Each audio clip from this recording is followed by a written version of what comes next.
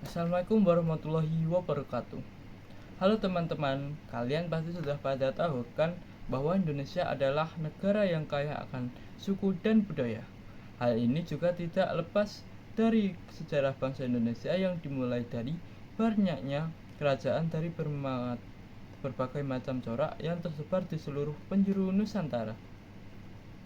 Kalian bisa menyimpulkan kalau mempelajari hal ini dapat membantu kalian untuk memahami kultur dan budaya Indonesia secara keseluruhan. Untuk itu, pada pembahasan kali ini dengan saya Fairuddin Jaki akan membahas salah satu kerajaan tertua di Indonesia, yaitu Kerajaan Mataram kuno. Kita akan mempelajari berbagai macam hal seperti latar belakang berdirinya kerajaan, masa kejayaan kerajaan, fase kemunduran kerajaan, dan apa saja peninggalan atau bukti bahwa kerajaan ini pernah ada. Kita akan mengawali dari informasi dasar terkait Kerajaan Mataram kuno. Sebelum mendalami hal-hal penting terkait kerajaan ini, pada dasarnya Kerajaan Mataram kuno adalah kerajaan yang bercorak Hindu dan Buddha yang berkembang mulai dari abad ke-8 sampai abad ke-11.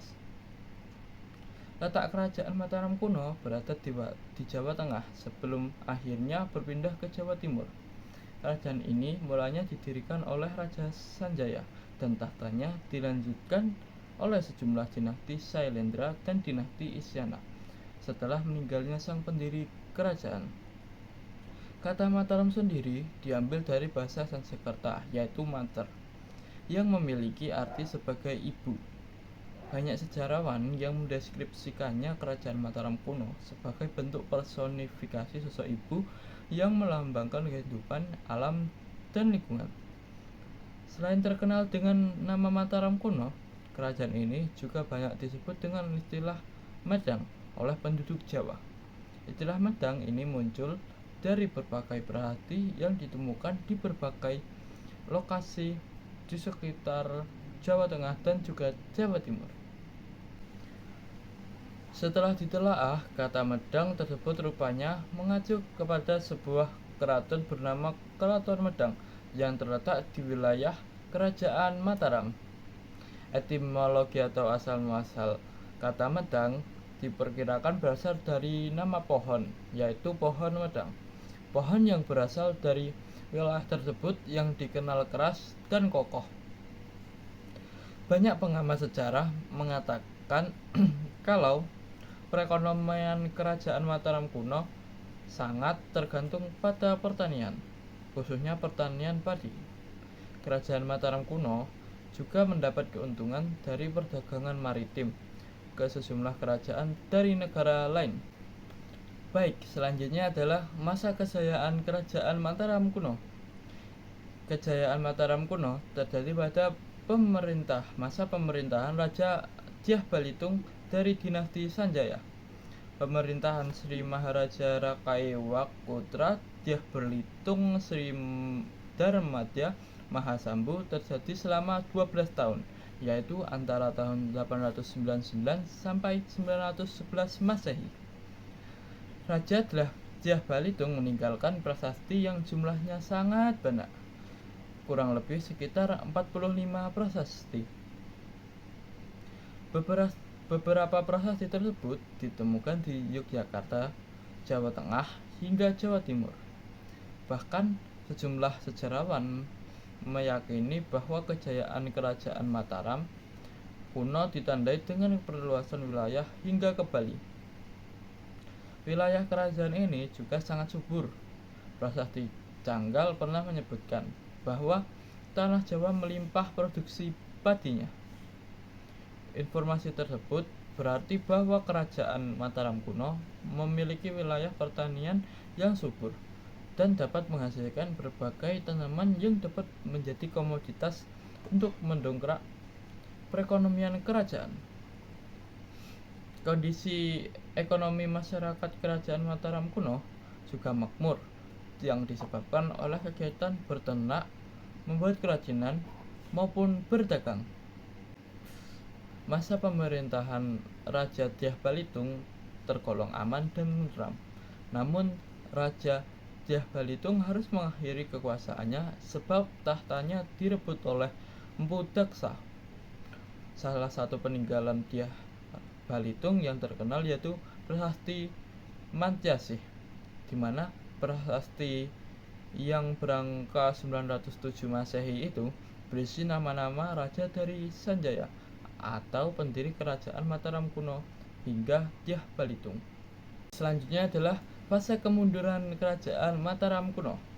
Kerajaan Mataram kuno mengalami keruntuhan pada tahun 1080. Ada beberapa faktor yang menyebabkan keruntuhan pada kerajaan tersebut. Yang pertama adalah karena letusan gunung berapi. Lokasi kerajaan yang berada di Jawa Tengah dengan banyak gunung berapi membuat letusan gunung berapi merusak istana kerajaan. Yang kedua adalah kekosongan kekuasaan, di mana raja terakhir tidak mempunyai pewaris tahta sehingga kekuasaan diberikan oleh Mpu Sindok yang merupakan seorang penasihat kerajaan. Mpu Sindok sendiri kemudian mendirikan dinasti Isyana dan memindahkan ibu kota ke Jawa Timur, dan namanya pun diubah menjadi Kerajaan Medang Kamolan. Kerajaan ini resmi mengakhiri Mataram kuno. Baik, yang terakhir adalah peninggalan dari Kerajaan Mataram kuno. Yang pertama adalah Prasasti Kalasan. Prasasti Kalasan merupakan peninggalan Wangsa Sanjaya di tahun 778 Masehi. Prasasti ini ditemukan di Desa Kalasan, Yogyakarta. Ditulis dalam huruf Pranagari atau India Utara dan bahasa Sanskerta. Yang kedua adalah Prasasti Kedu atau Mantyasih. Prasasti Kedu merupakan peninggalan Wangsa Sanjaya di tahun 907 Masehi. Prasasti ini ditemukan di Mantyasih Kedu, Jawa Tengah, berangka 907 Masehi yang menggunakan bahasa Jawa kuno. Yang ketiga adalah Prasasti Ratu Boko. Prasasti Ratu Boko merupakan prasasti yang berisi tentang kekalahan Balapuntadewa dalam peperangan dengan saudaranya sendiri yaitu Pramodawardhani. Yang keempat adalah Prasasti Canggal. Prasasti Canggal ditemukan di halaman Candi Gunung Wukir di Desa Canggal, berangkat tahun 732 Masehi dengan menggunakan huruf Pallawa dan bahasa Sanskerta. Prasasti ini menceritakan tentang pendirian lingga atau lambang Siwa di Desa Kunjarakunja oleh Raja Sanjaya.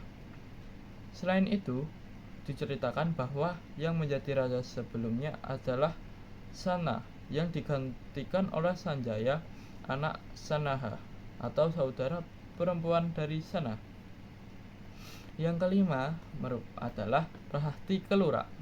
Prasasti Kelurak merupakan peninggalan kerajaan Mataram kuno yang ditemukan di Desa Kelurak Utara, Komplek Percandian Prambanan, Jawa Tengah. Prambanan ditulis dalam huruf Pranagari menggunakan bahasa Sanskerta yang isinya menceritakan pembuatan arka Manjusri oleh Raja Indra yang bergelar Sri Sanggramodananjaya. Nomor 6 yaitu Candi Borobudur. Candi Borobudur adalah salah satu peninggalan kerajaan Mataram kuno. Candi Borobudur merupakan candi megah peninggalan Mataram kuno yang terletak di Magelang, Jawa Tengah. Candi tersebut didirikan pada pemerintahan Wangsa Sailendra. Dikutip dari laman Kemdikbud, Candi Borobudur dinobatkan sebagai candi sekaligus monumen Buddha terbesar di dunia dengan panjang 121,66 meter, lebar 121,38 meter, dan tinggi 35,40 meter.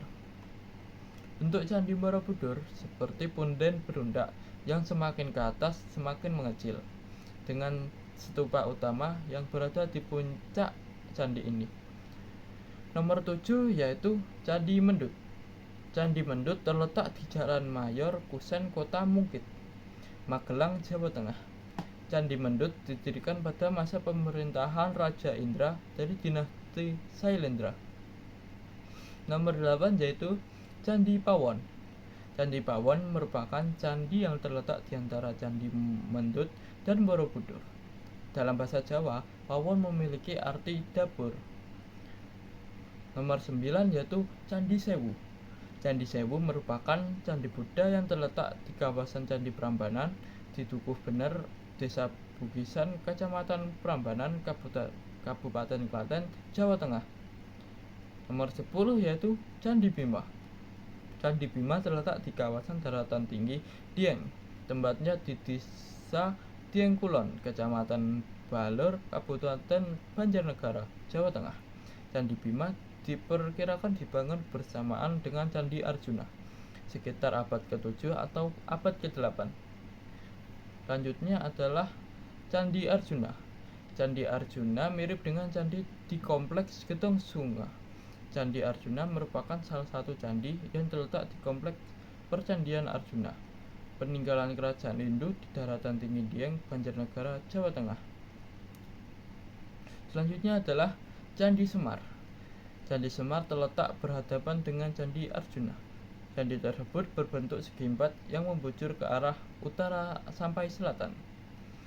Nomor 13 yaitu Candi Puntadewa.